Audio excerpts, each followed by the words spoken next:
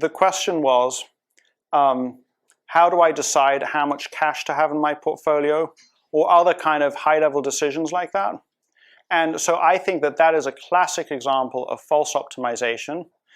It's a classic example of trying to find the answer to something that doesn't exist.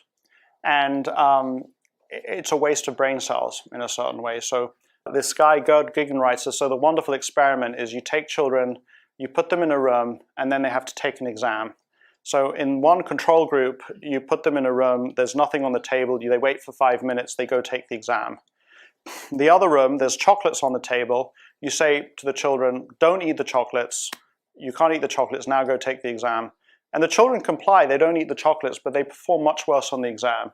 And the idea is that the brain has a certain amount of willpower, there's a limited amount every day, and literally just preventing themselves from eating the chocolates is using up that willpower, and it reduces their ability to concentrate in the exam. And that's why anything important that we want to do in life, like I've figured out that the only time for me to work out is first thing in the morning. It's the only time that I have the willpower to do it. So we really want to conserve our willpower for things that count.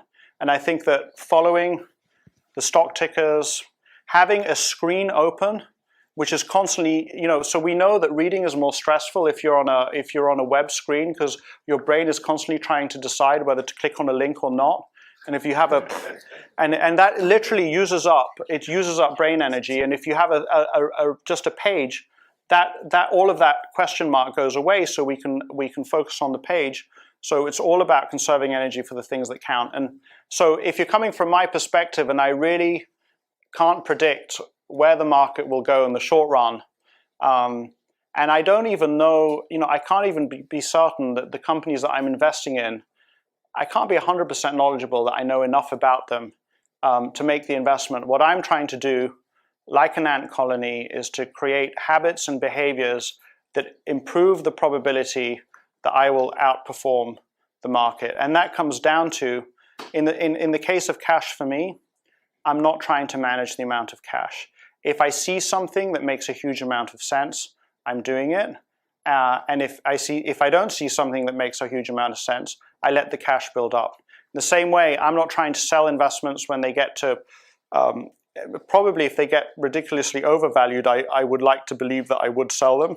But so, one of my investors asks me, do you sell at, if the value is 100, do you sell at 50, 60, at 100, 120?